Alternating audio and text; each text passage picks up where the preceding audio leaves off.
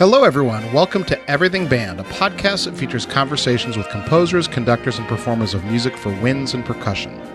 My name is Mark Connor. I'm a composer and educator, and each week I have the great fortune to speak with and share the stories and wisdom of musicians and leaders in the band community.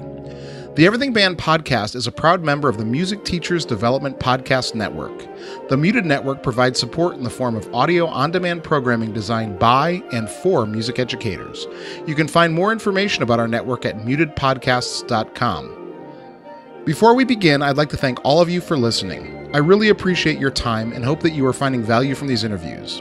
I rely on word of mouth and social media to bring the show to new listeners. If you think you know one or two people who might find these interviews useful, please let them know about it. You can also help by following me and sharing posts on Facebook, Instagram, Twitter, and YouTube. Remember, help your students live up to the best that is in them through music. And now, on to my next guest, composer Omar Thomas. Hi, Omar. Hey, how are you? I'm doing well. Thanks for joining me. Of course.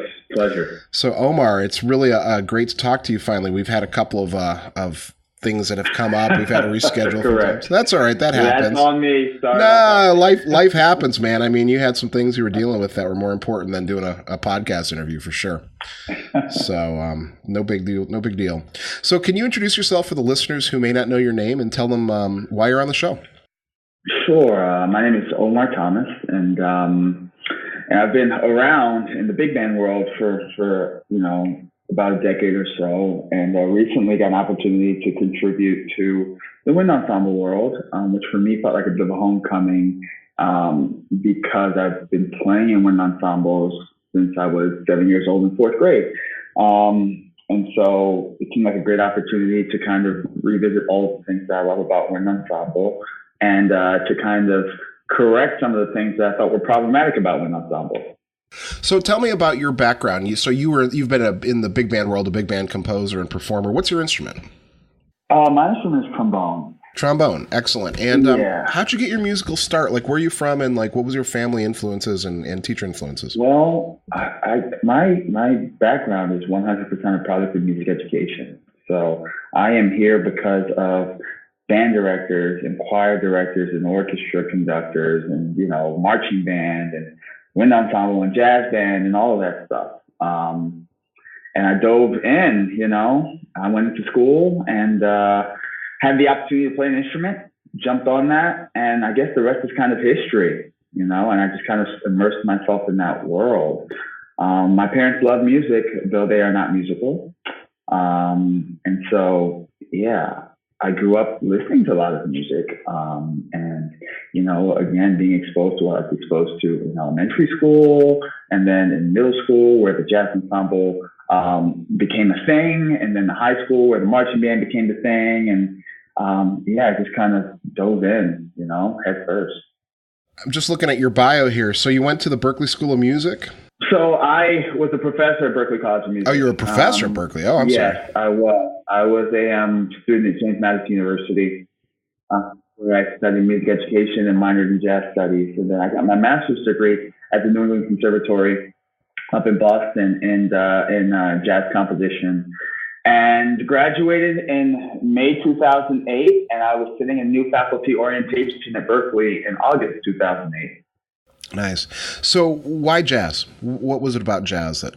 Well, the music that I grew up listening to was just had this harmonic richness to it that was developed out of the jazz tradition, and there's so much of American 20th century music that comes out of the development of jazz, and the freedom of it, the melodic freedom of it, the spirit of collaboration, the kind of the rawness of it, it just all spoke to me. And I just loved, there was stuff we were doing in wind ensemble in middle school, but I just loved the harmonic language of the things that we were doing in jazz ensemble and discovering the real book and learning what those chord symbols meant and playing them and just really connecting with them and realizing that I've actually grown up with those sounds.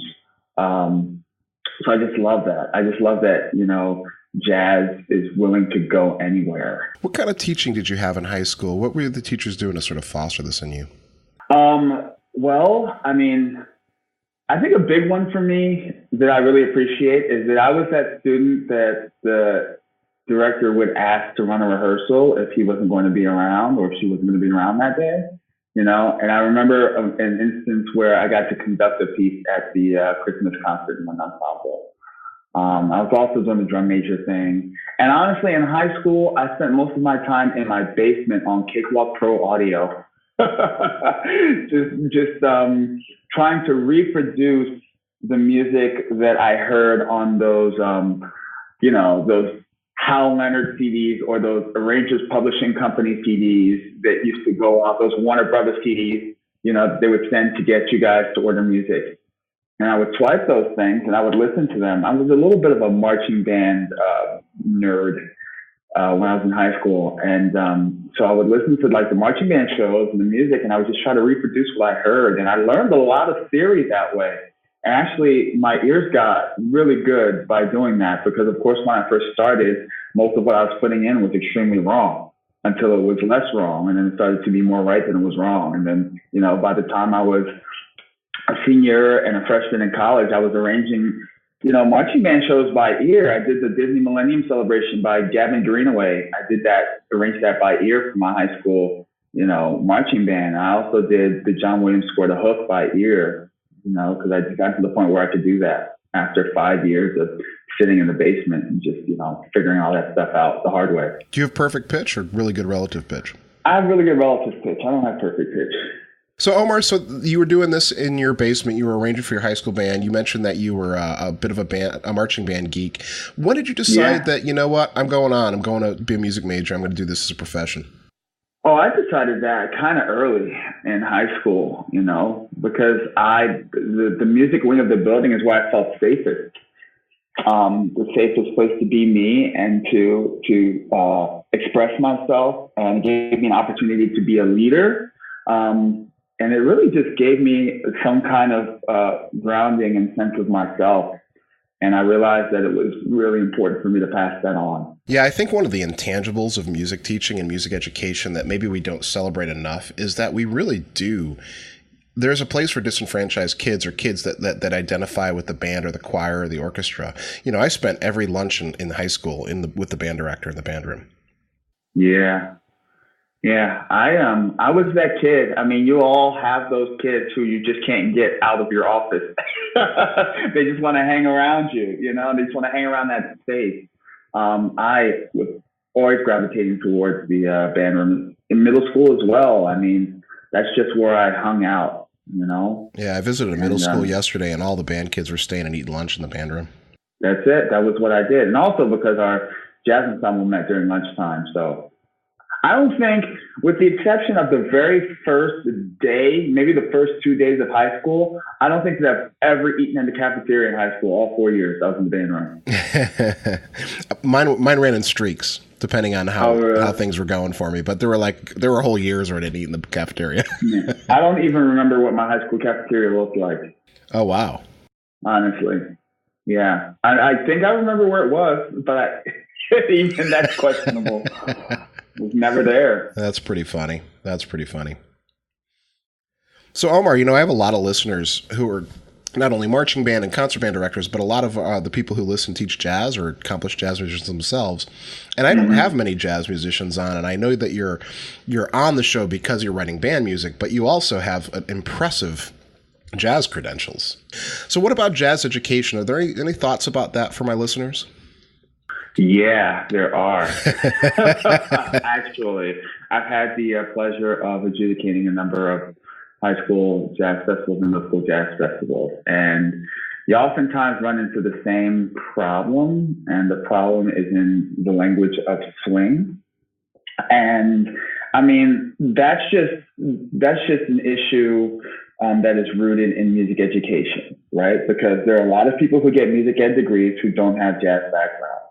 But they're required to create and to run a jazz program in whatever school they end up in. And so what I would like for people to realize is that swing, like any other language, can only really be learned through imitation, which means if you're not listening to recordings and transcribing not just the notes, but transcribing the swing of the notes and the inflection and learning how to sing what it is that you're trying to transcribe, jazz ensemble will not be able to swing, and you won't understand what the language of swing is.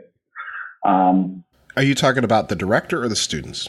I'm talking about both. Uh-huh. Okay.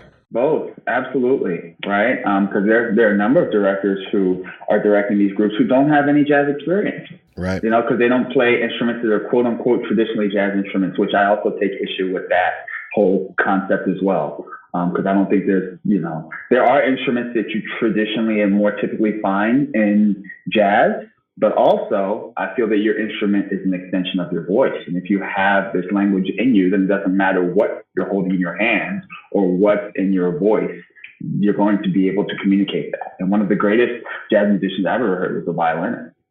So, so this idea of a jazz instrument also bothers me too. But before I get too tangential on you.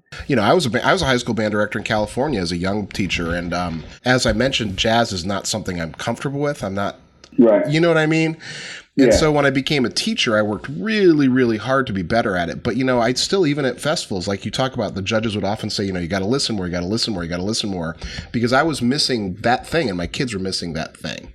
The analogy that I always draw in my mind is imagining being with someone who has never in their life heard French before, right? And giving them a paragraph in French and asking them to read it, even though all the characters are characters that they would recognize if they're like a native English speaker. If they tried to read it off the page, they would sound like a complete idiot, right? But yet, that's how we teach our students how to read swing. Swing eighth notes and straight eighth notes are written the same way. So why would you assume that you can just learn how to swing off of a page if you're not listening to what it actually sounds like to swing? Yeah, absolutely. So the key is listening and really kind of getting it into your ears. Sure. And that's true. I mean, that's true across the board. That's not just in jazz, right? I feel like I would imagine that, most band directors have at least 3 to 5 recordings of great oboists or French horn players or trombones so that their students have a sound that they can aim for. Right. Yeah, no, it's true. I mean, I imagine most band directors can think in their mind, what a good performance of Lincolnshire Posy sounds like. They can hear that characteristic sound of that and, right. get that. But, those who haven't played jazz or haven't sort of internalized it maybe can't in the same way. Correct. So let's talk, how'd you get into writing for concert band? Yeah. So I got into wind ensemble writing via a phone call from Gary Shallert at Western Kentucky University, who this was back in 2015. He contacted me because he had just gotten notification that his band was chosen to play at the cbDNA Regional that year, which was in Charleston, South Carolina, which was right around when the terrorist shooting at Mother Emanuel happened. And he told me that he got my phone number actually from John Mackey. And I think John was approached to write this piece first. And John was like, I don't think that I am the person to encapsulate this experience, and passed my name along. And at first I did not say yes to this commission because it sounded so terrifying to me. As someone who hadn't really written, a large scale work for wind ensemble and, just the subject matter. And, Gary was telling me all these grand plans that he had of, the fact that the piece was going to be premiered diagonal from the church at the Gilliard Center in Charleston, South Carolina, that he wanted to invite, members of the church in attendance. I was like, this is so real and this is so terrifying. And I do not know, but, when does an opportunity ever present itself when you think that you're actually ready to do it? The answer is never. So my dad was like, yeah, you should probably call him back and take that. It's not with you. So I did. And funny enough, the most difficult part about writing the piece was saying yes. Because once I said yes, it was very clear, knowing that members of the church would be in attendance, what the piece needed to sound like. The last thing on earth I would ever want to do was write something esoteric and unrelated and turn to them and say, I swear this is about you, knowing that this shooting happened in an African Methodist Episcopal church. I was like, well, it's very clear that I've got to use sounds from that experience in this piece. Yeah, is that your background? No, I grew up Southern Baptist. Uh-huh. Okay. Yeah. But, there's a lot of overlap sure. musically and culturally in those churches. So, yeah. And also, the music is not so much about the Christianity as it is about the cultural experience, right? Because Black music is a cultural experience, whether that music is rooted in the church or rooted in jazz clubs or comes from studios. It's about the cultural experience. Today, I consider myself more of a spiritualist than aligning with any one Christian ideology. But that cultural language, those sounds, those harmonies, I get it. You know what I'm saying? Sure. So that's why it was so easy for me to write the piece. I've not been to worship service in my God, right? But I still, those sounds are still a part of who I am, and you find those sounds outside of sanctuaries, so it was pretty easy for me to tap into that stuff. Yeah. So can you tell me a little bit more about the piece itself musically and what it offers for band directors? Sure. Right away, I knew that I wanted to have a symphonic setting of the Black National Anthem, Lift Up Your Voice and Sing, because that piece is woefully underrepresented, and it's beautiful, and it's important to a large population of Americans. It's a piece that I learned when I was 2 or 3 years old in private school in Brooklyn, New York, and sang that right alongside the national anthem at large, the one that everybody knows. So I grew up with that, and it's just not something that in all of my years of existing I'd ever heard in a wind ensemble setting. So I was like, well, this is an opportunity to do that. And knowing that the church members were there, I knew, like I said, I wanted sounds of their experience. So there was going to be stomping and clapping and tambourine and certain harmonic progressions, and there were going to be elements of the blues and elements of R&B. And I knew that I kind of wanted to have a bit of a film score kind of a scope. So I was really leaning on the music of Terrence Blanchard and his influence. Terrence, as many people know, is the guy who scores all of Spike Lee's movies. So I really wanted to kind of get into his kind of world, especially with the first part, the first 12/8. And the piece unfolded from there. I also knew, there are a lot of questions you've got to ask yourself when you're writing a piece about something like this, right? You've got to ask what the emotional journey is. You've got to ask, who is this piece for? How should they feel at the end of it? How does a piece like this end? How much of this piece is about me? How much of myself should I insert, and how much should I really step aside and pay honor and homage to? And how do you do that? What aspect of this experience do you choose to highlight, right? And I think it's pretty clear right away that the last thing you want to do is depict the events, because that's re-traumatizing and emotionally manipulative and just a really awful thing to do. So none of that is in the piece. But it was important for me to think about how the piece would end. And I think I came up with the ending pretty early in the process, which allowed me to set it up with 2 false endings beforehand. I knew it wouldn't make sense to end a piece like this on a 1 major chord. Probably wouldn't make sense to end on a minor chord. It wouldn't make sense to end on a chord at all, And I'm thinking to myself, well, what grows out of a tragedy like this? Everybody kind of coming together resolute and marching forward to the promise of a new day. And so immediately I knew that it had to be a unison note and not a chord, right?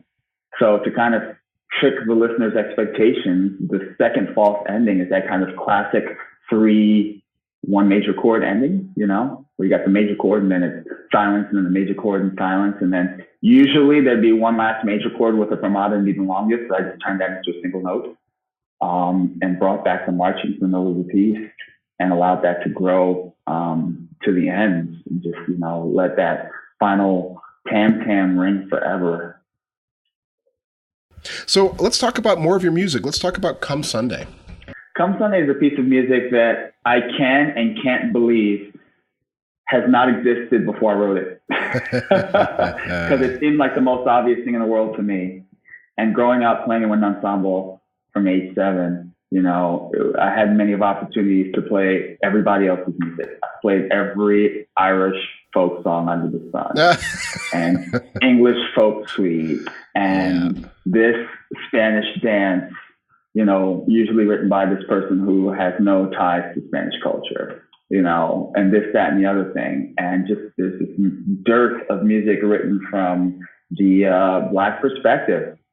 And it always seemed to me like the most obvious thing in the world, especially the second movement, the shout. And I was just like, you know what? I think I'll just do it. I'll do it. You know what? I'll do it. So I did it, you know. I wrote the second movement first because I knew that would take me the longest because it's got 11 billion notes in it. And I wanted to make sure that I got that right. And then the first movement I was really able to do in like 2.5, 3 weeks because I spent so much time thinking about it. I spent a lot of time thinking about a piece and letting it gestate before I ever start to really write anything down with concrete and just kind of putting the puzzle pieces together in my head. I knew that my challenge with the first movement was going to be creating a sound that was improvised, but that was not improvised, right? And creating a melody that felt very improvised, even though everything was meticulously notated. And then also splitting up that melody between, you know, 8 musicians, and having them all kind of have a uniform sense of how this should go. They're all playing the role of the right hand of the organ. So I'm sure it's always kind of traumatic anytime a musician who's playing like a piccolo part or an oboe part or a bassoon part or a soprano sax part looks at that first music, that first movement for the first time. They probably freak out, and then they see the tempo and they freak out a little bit less, but then they still freak out because they realize that they're doing that in octaves with, you know, 6 other people. But it's worked out so far. It's been really awesome, you know, to hear that come alive. And the reaction to it is what I live for, you know, just sitting back and taking in the audience's, you know, the way they feel the music. Anytime that I'm at a performance and I get to speak before the piece, I always invite the audience to let the music do what it's going to do to them. This is not the kind of piece where you hold back. If you receive a blessing from the musicians, you got to let them know. You got to interact with them. This is interactive music. Okay. I understand that this is not something that you're used to in a concert hall, but here we are. And this is what's going down, you know? So it's always fun to me to kind of sit back and to watch people react. And the piece has only been performed 4 times as far as I know, because the premiere of it was just in November by Illinois State University and Dr. Tony Marinello. And so it's still under consortium exclusivity. And I had a chance to be at University of Michigan and most recently University of Texas with Jerry Duncan doing the piece. And that is by far, I think that's the most fun that I've ever had at a wind ensemble concert in my life, because people were actually out of their seats dancing. That's awesome. I was going to ask you about that. Clapping around. The audience was clapping the whole time. And then there was a standing ovation when there was still about 15 or 20 seconds left in the piece. You know, so that was just, it was a blast. It was, everybody has fun, and that's what the music is supposed to be, and that's what it's supposed to do. So the energy was absolutely electric. And it was awesome. So how about your other piece I see on your catalog? And now you're really new to the wind world, but you've got such great music. So we'll talk about all of it. So how about Mother of a Revolution? Yeah, A Mother of a Revolution was actually commissioned by Dean McDowell, who is the director of the Desert Winds Freedom Band, which is an LGBT wind ensemble community group out of Palm Springs. And it was commissioned to honor the 50th anniversary of the Stonewall Riot, which catalyzed pride, gay pride around the world. And he had originally approached me and asked me to write a piece kind of about Harvey Milk. And Harvey Milk is great. And Harvey Milk has movies and books and everything. And I was like, well, if this is about Stonewall, the person I think that we really should be honoring is Marsha P. Johnson, who was a Black trans woman who had just had enough of being abused by the police, who would have a great time coming into gay bars and just beating the hell out of people just because they could. and had enough and threw a brick that catalyzed the riot and catalyzed the revolution. So she is a mother of a revolution, and she started a mother of a revolution, which is where the name comes from. And so it's also an opportunity to highlight the issues facing the trans community, especially trans women of color, especially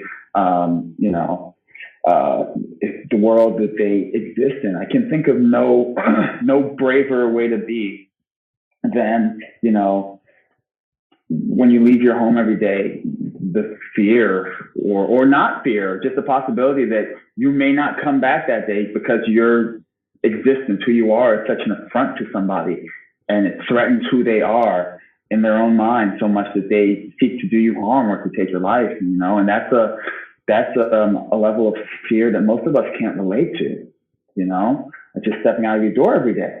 And I just couldn't think of a braver community. It's always amazing to me that it is people like trans women of color who are always on the front lines of all these battles, And I'm just like, man, this is an incredible group of people, and I can think of no better group or no better way to honor this group than to write them a superhero theme, because to me they are superheroes. And so I'm also a big comic book nerd. I'm living my best life right now with all these superhero movies coming out. So yes, I've seen every Marvel movie in the theater. And so I just wanted to write a piece that sounded like the intro of a Marvel movie, but then I also wanted to steep it in disco, because I feel like that dance space is very important to LGBT history, as a place to just kind of forget about all of the horrors that are facing in the world. And to me, the entire piece is a dance to me. It's a dance in defiance, so it's short, it's energetic, it's a lot of fun. And it also gives directors and students the opportunity to have conversations and to give visibility to the trans community.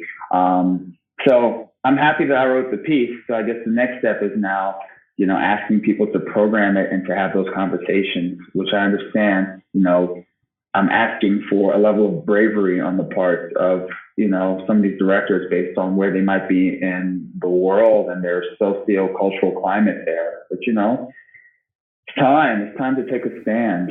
Yeah. Well, I think you'll a lot of people out there are listening who are very sympathetic to that message and are doing their best, because we see a lot of these kids who are disaffected. And as you Correct. mentioned, when you look at the statistics, this is such an at-risk community. Absolutely. Yet they fight like hell.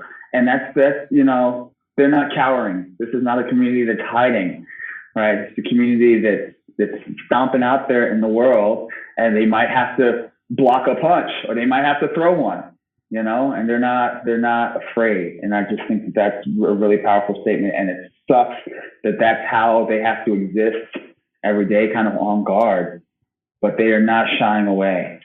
And I think that's pretty remarkable. When's the premiere of this piece? Happened already. Oh, it did? Happened at the end of March. I unfortunately could not make it out to the premiere because I had already booked myself for another gig. And also I hadn't even had the opportunity to make it out for a rehearsal. I was on my way there. I was at the airport, and while I was getting myself to the terminal, I got a notification that the flight was canceled due to inclement weather in Denver, where I was connecting, and it just kind of ruined the whole trip. But fortunately, I did get to hear it at the University of Texas, because Dr. Scott Hanna programmed the piece to perform with the University of Texas Wind Symphony.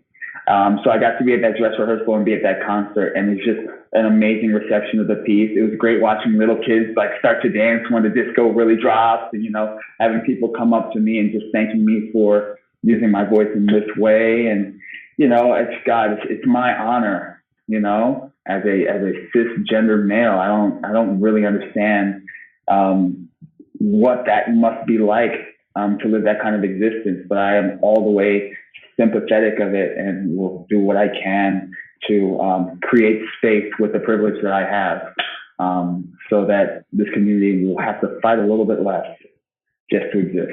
Yeah. So this piece is a grade 4, and Come Sunday's a grade 6, and yep. And how about for the people I represent? I teach 4th through 8th grade. Got any young things coming down the road? I do. I've got a world premiere of a grade 3 piece that is happening on my birthday, May 3rd. And it will be premiered by Dr. Andrea Brown at the University of Maryland. And it is an arrangement, and you might roll your eyes at this, but it's Shenandoah. Right? Oh, yeah. I saw you post that, yeah. 11 billion arrangements of Shenandoah exist. And of course, the crown jewel of them all is the glorious Francie Kelly arrangement, which is why my arrangement is 180 degrees away from that. Right? It's a grade 3, not because I wanted to write a grade 3, but it's a grade 3 because the way I conceived of it, it's just not hard. It's just not hard, which I think is the best way to be. I didn't go out of my way to write something easy. I just wrote a piece that happens to not be hard. Well, young people need good music too. Right, exactly. And that's like one of the hardest things in the world when you're asked to write something, really effective, but you have all of these restrictions and limitations. And I know some of the best composers out there who are like, yeah, I can't do it. It's like paint this masterpiece with these 3 crayons. And you're like, no, I don't know if I can do that. But yeah, it's a very kind of soulful interpretation of Shenandoah. So I went to school, like I said, at James Madison University, which is in the Shenandoah Valley.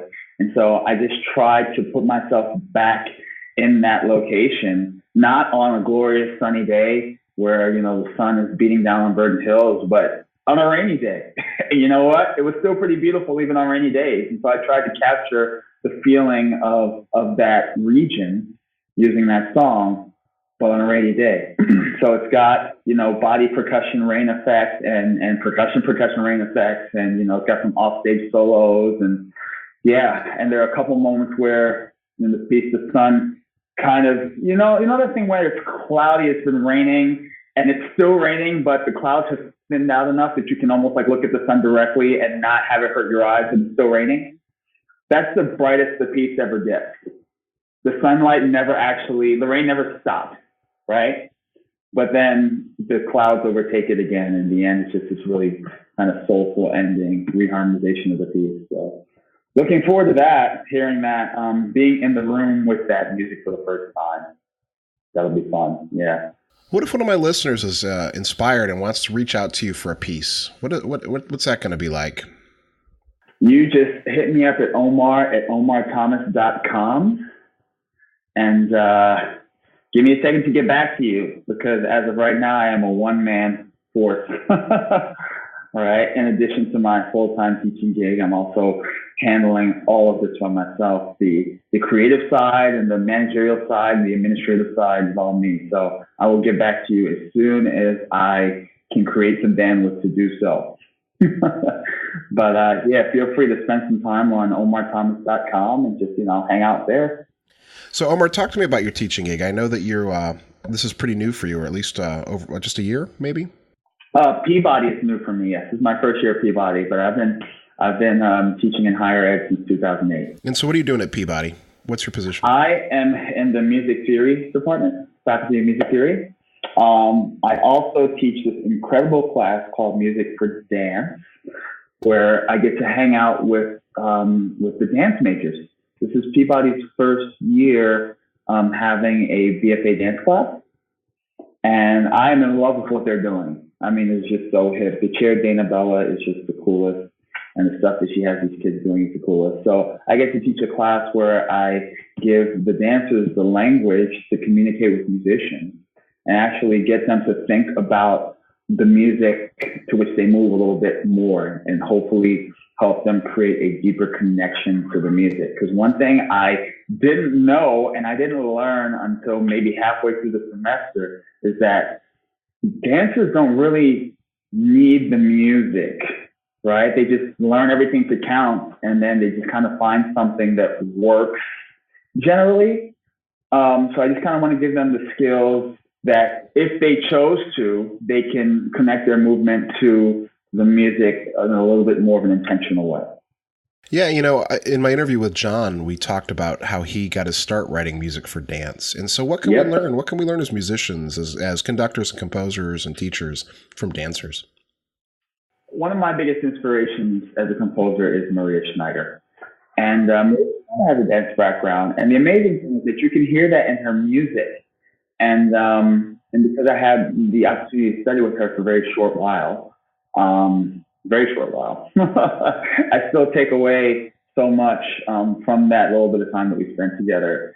And you can hear her dance background, not just in the rhythms, but also in the melody and the way the melody in the background falls. And it just seems to kind of float over everything.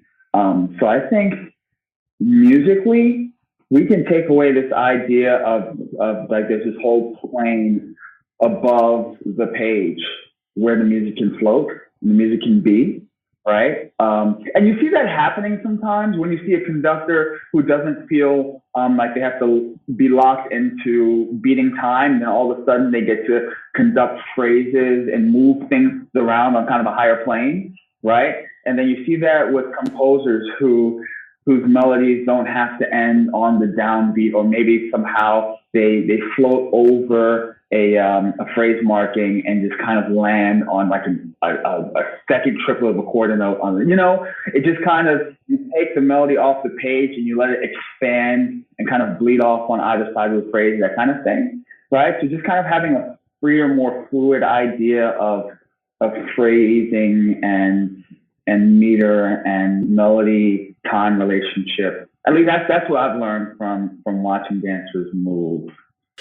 All right, Omar. So in conclusion, I ask a series of questions of all my guests to kind of create sort of a record of everybody's opinions on these things. And Sure. The first of these is, where do you draw the line between healthy and unhealthy competition in music? Oh, that's a good one. I feel like I was just talking with a student about this yesterday. I had a student, well, actually two different students. One of them I was riding on a shuttle with up to Homewood. He was telling me about competitions and the winning versus the losing of them. And I had another student who had just competed and got third place. And I was just thinking to myself, what does that actually mean? Like, by whose metric and whose standard were you third place in comparison to whom? What were they looking for? And I just realized that the real danger in putting your sense of self-worth in someone else's hands is that they don't know you and you don't know them. You have no idea what it is that they're looking for, right? When you're composing and you submit a piece to a competition, you don't know who these people are. You don't know their taste in music. You don't know what they're looking for. You can't write music for other people because you don't know who these people are, right? All you can do is create the music that resonates with you and hope that it resonates with somebody else as well. But I think that this idea of winning an award is just it's so not in your hands. And it breaks my heart that so many people put so much stock in it, where you're like, you might have written this absolutely incredible piece that was right on time for so many people, but because it wasn't the flavor of one of the three people that you don't know on this panel, you now feel like your piece is less than. And I think that's crazy, right? Yeah. Well, the other thing that I feel is a problem is, where if our art is coming from a competitive place, then what is really the purpose of the music that we're creating? But it's funny because I think about this stuff all the time.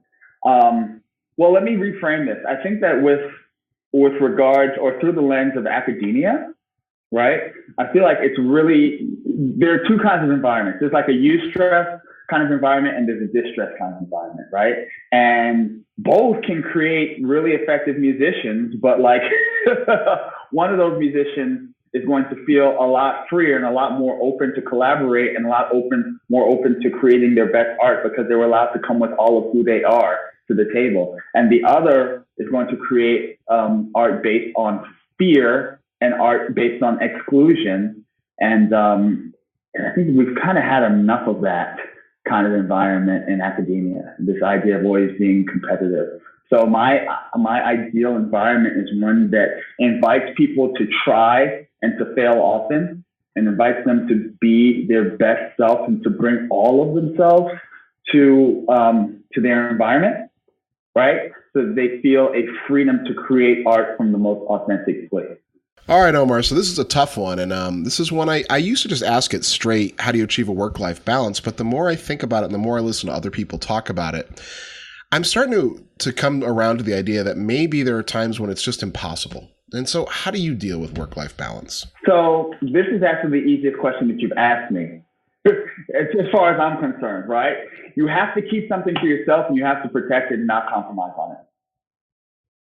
There, I said it. All right. Whatever it is that keeps you going, you have to protect that for yourself. Whether it's the fact that you exercise or that you hike or that you travel or that you need to read an hour a day, you really have to protect that space, right? And you just have to learn how to say no without qualification.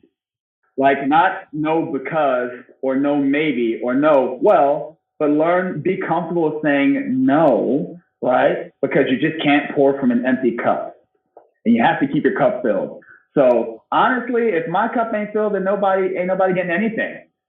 So the only way that I can survive is if I protect some aspect of myself and my schedule and my well-being. So I'm really big on this, actually. That's why I just up and leave the country sometimes.